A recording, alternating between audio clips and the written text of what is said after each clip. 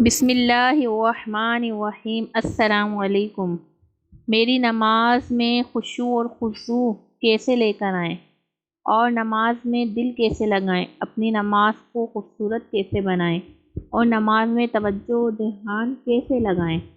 نماز میں توجہ حاصل کرنے یا دل لگانے کا پہلا طریقہ یہ ہے کہ آج سے اس تصور کو اپنے دل میں راسخ کرنے کی کوشش کریں کہ اللہ تعالیٰ میرا خالق و مالک ہے، جو سب سے زیادہ میری اپنی سوچ و فکر سے بھی زیادہ میرے فائدے پہ نگاہ رکھنے والا ہے، مجھ پر بے حد مہربان ہے اور مجھے میرے ہی فائدے کا ہر حکم دینے والا اور ہر اس چیز سے مجھے روکنے والا ہے جو میرے لیے ہی نقصان دہ ہے۔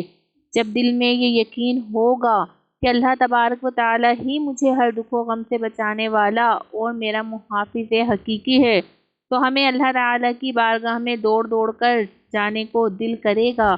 اس کو اس مثال سے سمجھیے کہ جب کسی چھوٹے بچے کو تھپڑ لگایا جائے تو وہ روتا ہوا دوڑ کر اپنی ماں کے پاس جاتا ہے، کیونکہ اسے یقین ہے کہ اس کی ماں اسے محبت و شفقت دے گی تو اسے اس تکلیف سے آرام ملے گا، تو بچے کو دوڑ کر اپنی ماں کے پاس جانا مشکل نہیں لگتا۔